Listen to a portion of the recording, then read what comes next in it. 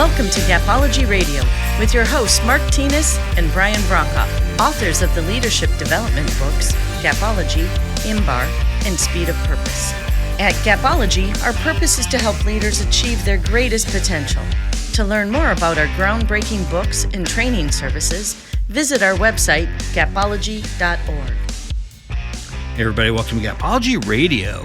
As you work with your high-potential individual contributors to develop their leadership skills, and we certainly hope that you have a structured plan for that, consider layering in our Gapology course on udemy.com.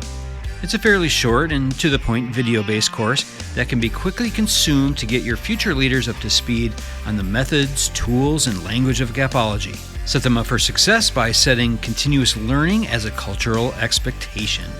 Visit Gapology.org for the link to the course and all the other details.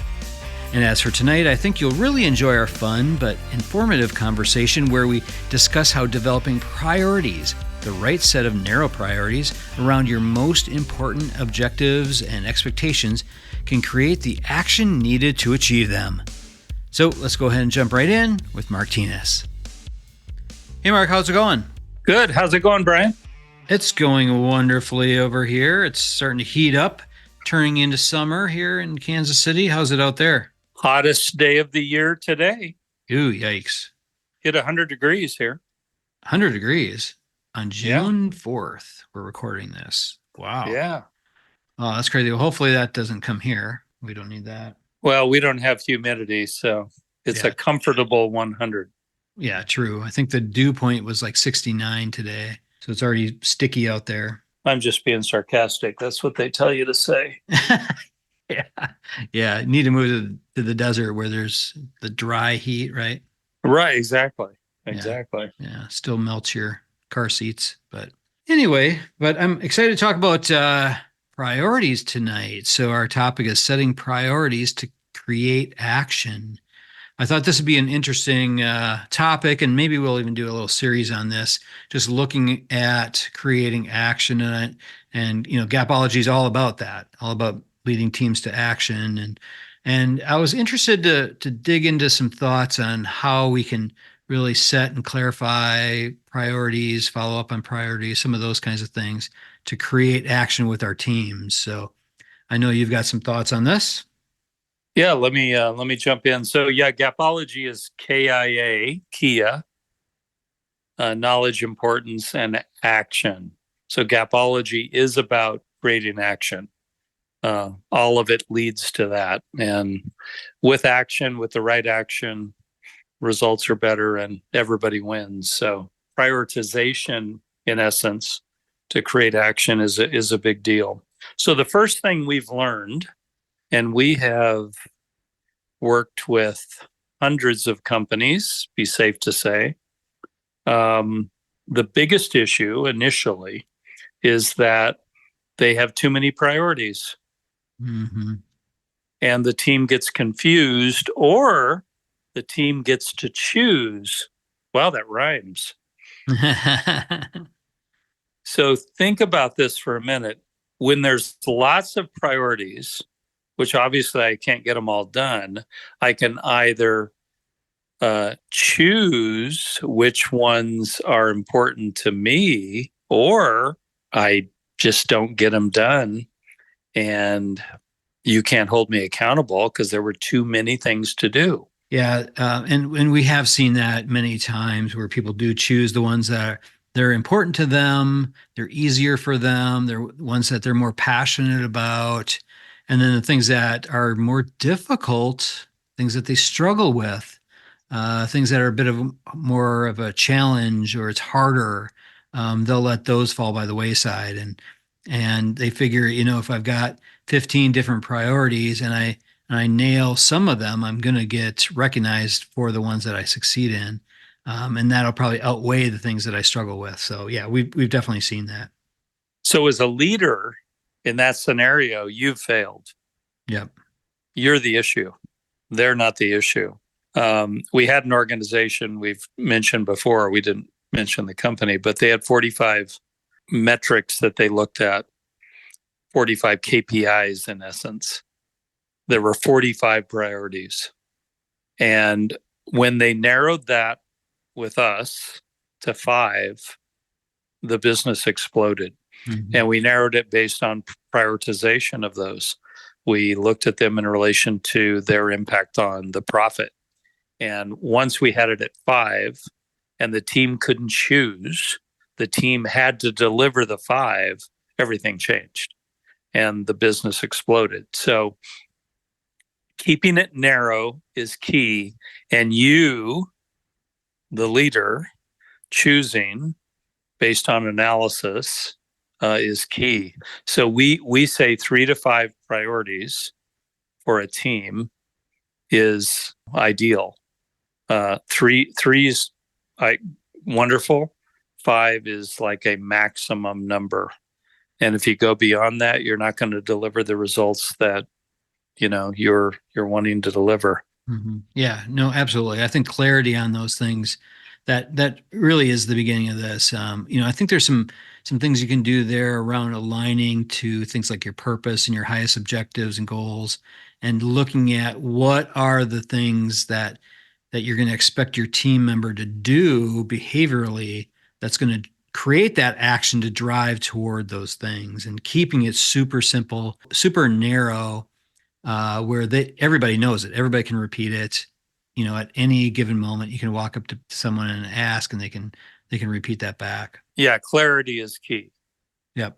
And it could vary by team within your group, but everyone needs to know their priorities, and they need to be measured, and they need to be extremely clear to that group. So when you nail that, everything starts coming together. One of the things we found in some organizations is that they name the priorities. They give them a name. So if there's some obscure thing, it's hard to relate to them. But if you actually call them something, they sort of come to life. I don't know if that makes sense, but they become this thing. And this thing then is the priority. And they talk about it in meetings. And in meetings, then everyone knows what they're talking about. And it changes the relationship to the thing. So if a priority, I'm not joking about this, if a priority has a name, everything changes. It becomes something. Yeah. It becomes relatable. It becomes, just different. And it is rather significant when you have priorities to give them a name. What do you think, Brian? Yeah, that's interesting. I haven't really thought about that, but when you think about like Apple or any of these big companies as they're developing new products, oftentimes they do give them names, and I know they do it for many reasons, to hide the initiative or whatever. But attaching something that people can emotionally connect with, besides just a number or something like that, can make a difference, just how you view things. Well, if you're in a meeting and you've got maybe different departments in the meeting and everybody knows what that name means, then everybody can talk about it, and they're part of that. So anyhow, just think about that. If you have some obscure or generic name, that may not work. But if you create a name that brings it to life, what's Bigfoot called? Sasquatch. Okay, so if you called the obscure animal priority Sasquatch, it suddenly comes to life. Yeah. I'm not joking. No. And everyone in the room knows what you're talking about. And if the priority is Sasquatch, they get it. But if you start talking about this obscure, larger animal that may or may not exist, right, it takes away the importance for some reason. I don't know why. Yeah. But Mark, we need to nail the Sasquatch, Mark, I got to tell you, that is the greatest tip I think you've ever shared on the podcast. That is the greatest. Well, I need a t-shirt then. I know. That's so funny. No, seriously. I can see it. This. I can see it. You know, if you think about like our books, so IMBAR, that's a name that nobody's ever heard of. It's like a made up thing, right? But it's really an acronym for the steps of identity, mindset, behavior, action, and results. You know, it's something that you can connect with. Gapology is a name that's different. People had never heard of that before, right? So you can connect with it at a much different level. Wow. You're finally catching on to this. Yeah. This is great. Just like Sasquatch. I love it. And I actually have a hat. Jillian bought me a Sasquatch hat. I'll need to show it to you sometime. I can't believe I brought that up. But no, seriously, when you give something a name, it becomes a thing. And when you have the other elements attached to it, metrics, for example, which I'm going to talk about next, that define Sasquatch, and Sasquatch is attached to your performance and you're evaluated on Sasquatch, it just changes everything. So be careful that you're not naming, hear me on this, leaders. Be careful that you're not giving the high priorities some generic or obscure name that others could refer to by a different name or a different, thing, and people become confused. When you have that, when it's Sasquatch, everybody knows what you're talking about, and that becomes a big deal, and it becomes a priority, and it creates action. Right, Brian? Mm-hmm. Yeah. Well, just think about the moon landing and all the missions that led up to that. So we had Mercury, we had Gemini, we had Apollo. Why did they name them? Did they name them? Yeah, they didn't need to name them that. They could have named it whatever.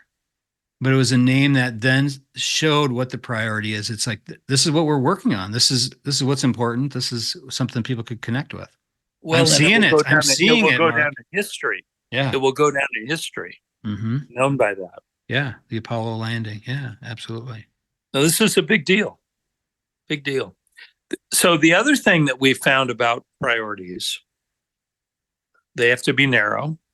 They should have a name so that everyone can relate to them. There needs to be a time frame so that everyone is clear that we are going to focus on this thing for the next 3 or 6 months, and we're going to nail this thing. It may be forever. That's fine. Just clarify that to the group. And it needs to have metrics that measure it. So when Sasquatch has a measure, when Sasquatch is 5.0, we have to get to 5.0 Sasquatch. That changes everything. That changes everything because every week you can talk about it with the team and where everyone is at in relation to 5.0 Sasquatch. That's a big deal. And it motivates people to perform. It motivates top performers to want to outachieve the group and get recognition. It motivates the lower performers to want to be not somewhere on the bottom. So think about the significance of the name and then a defined metric. Yeah, absolutely. Anytime you set an expectation and priorities, it needs to be measurable. You need to be able to look at it, measure it, record it, observe it, document it. There needs to be some sort of tangible evidence that it was either in place or not in place. I think that's an important part here. And along with that, people want to see the results. They want to know what their progress is. So leaders, don't be afraid to do that. Don't be afraid that you're going to hurt people's feelings or any of those kinds of things. People in general, they want to know where they stand.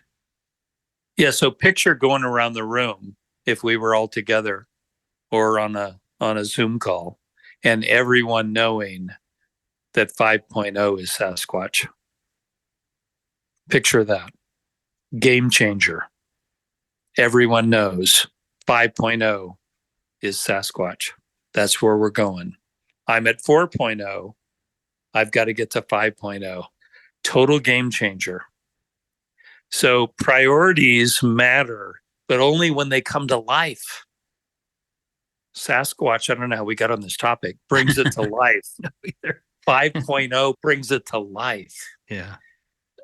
Displaying it every Monday on the screen by leader brings it to life.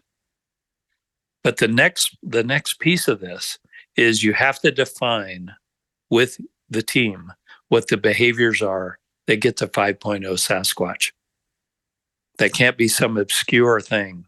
You have to figure out how to get to 5.0 Sasquatch, how some are already getting there, and what those behaviors look like, and spread those through the team. Teach those everywhere. Have a training plan for 5.0 Sasquatch. You need to understand it as a leader. You can't just talk about it. You need to get it. Yeah. The key there that you said is to really look at your leaders that are already performing at that level. That's your evidence. That's the proof that it works, that the behaviors you're putting into place as far as the expectation that you're expecting them to do work. So if ever you're confused or curious on why your team's not hitting the number, first of all, take a step back and look and see if anybody's hitting the number. Bring some of your A players together and see what can be done. Start to look at what's been proven. That way, that you're not just setting this obscure goal out there that is going to do nothing but provide negative momentum for your team because they're never hitting that goal. So always look at your top performers. I think that's a top tip. And share the behaviors. Yep. Of those top performers. Yeah, that's a big deal. So the next thing that we found is if the team knows that every Monday, I'm making this up, you have to determine this for your group. The tighter the time frame, though, maybe the better. If every Monday Sasquatch is going to be revealed by leader, it changes everything. So they know that on Monday at 1:00, their Sasquatch number is going to be shared and shown against everyone else. It changes the behavior for the entire week. So again, they know that the next Monday it will be shown again, and the next Monday it will be shown again, etc. It changes everything. It changes everything. I got promoted at one point in my career to be a district manager of a major retailer. And the first thing I did when I got to my new location was I found out who the district manager of the year was in the prior year. And I called her and I asked, how did you do it? And she laid it out in detail.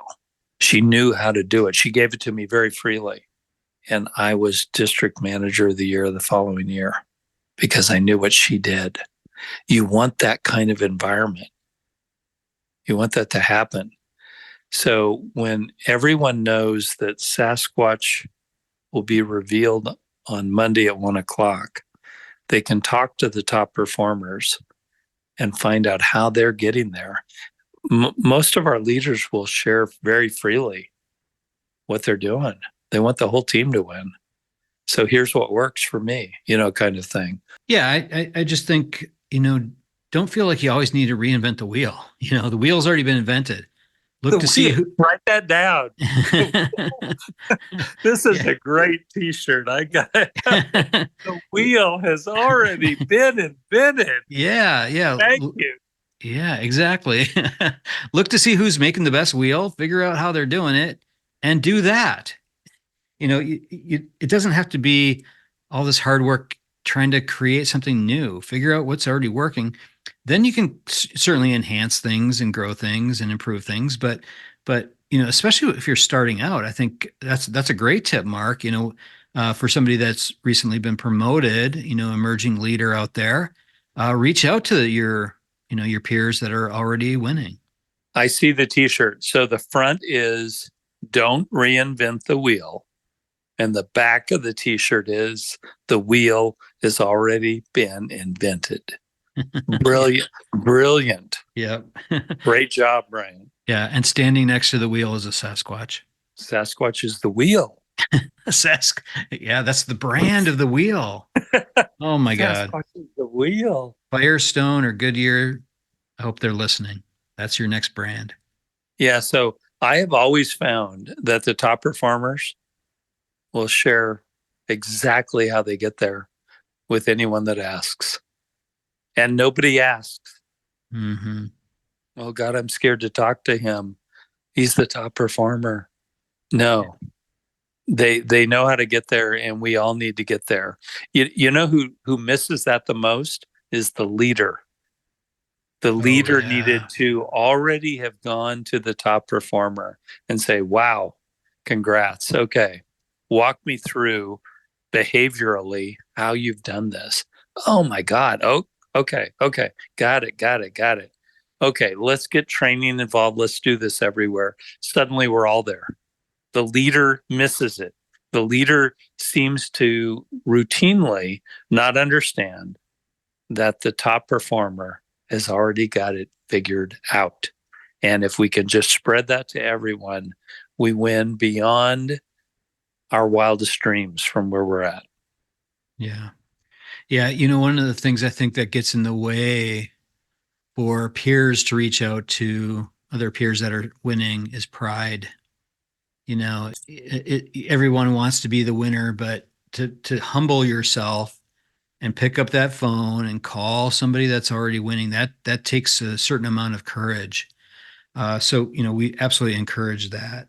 And then, like you're saying, conducting those gap meetings where you meet with your top performers to learn what they're doing and then sharing those with the rest of the team. I think that's so underutilized in leadership. Yeah, absolutely. Underutilized. We're really, at the end of the day, not in competition with each other. We want to win together. Yeah. And when the numbers are going to come out every Monday, that's a game changer. And let's see how high we can go. The other thing that we've seen work is to have leaders meet.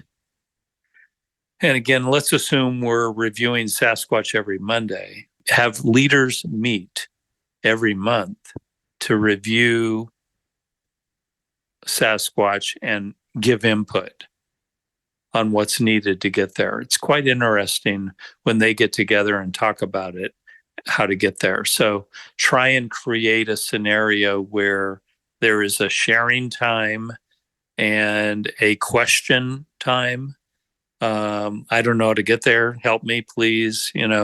So think about how to bring the team together around Sasquatch to discuss it and have the group leave that meeting understanding the behaviors that get there.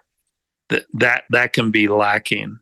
And then lastly, I would add celebration around achieving Sasquatch needs to be big, and it needs to be understood in advance. And one of the organizations that Brian and I work for knew that we would have an annual banquet in Las Vegas to celebrate the top performance. And that inspired everyone all year long, every week, to get to Vegas and be, celebrated. And so things like that, celebration timeframes are critical. If the team knows, it changes again their behavior. So a lot of time of a leader is discretionary. And if you tap into discretionary, that should probably be a podcast, Brian. If we tap into discretionary time, game changer. Mm-hmm. Oh, I love that. Yeah. I'm writing it down right now. I think that is key. It's not a t-shirt, but it's a podcast. Yep. I got it written down. Yeah, we're always looking for good topics for podcasts, so that's perfect. What you're saying prior to that, when we talk about creating action, because that's really the goal, right, of setting these priorities and all these different tips you're laying out is to create action. Coaching your underperformers, providing that recognition and celebration for the winning performers, that just creates that positive momentum that does create action. So if you just post the results and move on and don't do anything with those results, you're missing a massive opportunity to build that momentum through coaching and recognition. So don't underestimate that part of your leadership behavior. Yeah, the other thing that I love that, but the other thing that others may not understand. So there was a time when I was a top performer in an organization, and again the next year, and again the next year, and again the next year. And when emerging leaders would come to me and say, "How are you doing it?" I would freely give them every way to get there. So they should never be intimidated and think that won't happen. I'm scared to talk to him or her, whatever. That's not reality. Leaders love to share with others how they got there and how you can get there. So the greatest pride in my career is not the achievements I've made. It's the thousands of achievements others have made. Mm-hmm. Think about that. Yeah. So I take greater pride in that than my own achievements. So top performers really in general love to share that. So we just have to go after that. And the big miss here is that the leader of the group may not know how the top performer gets there. They've got to get there. They've got to understand that. They've got to ask what it is and what the behaviors are and how to get there, and then share it with the whole team. I would, one of the things we've talked about before is most leaders spend their time with the underperformers. However, most leaders should spend their time with the top performers. Because when they spend their time with the top performers and learn what they're doing, they can help the underperformers achieve different results. Isn't that crazy, Brian? Yeah. Oh, absolutely. Yeah. And one thing you were sharing there, Mark, that I wrote down, having that culture in your organization where people freely share what's working for them. I think that's incredibly important to create. You need to really look at the psychological safety that you've created in your organization, and ask yourself, do I have the culture where people feel that freedom to say, hey, I don't know everything. Let me reach out to somebody who does. And then do you have that culture where the other people who do have the answers, aren't afraid to reach out to some of the underperformers and say, hey, can I help? I think that's how you create that legacy performance where it's not just about your wins, it's about the wins of the people that you influence as well. That's how you create Sasquatch. Yes. We should change the name of the podcast today to Sasquatch. Okay.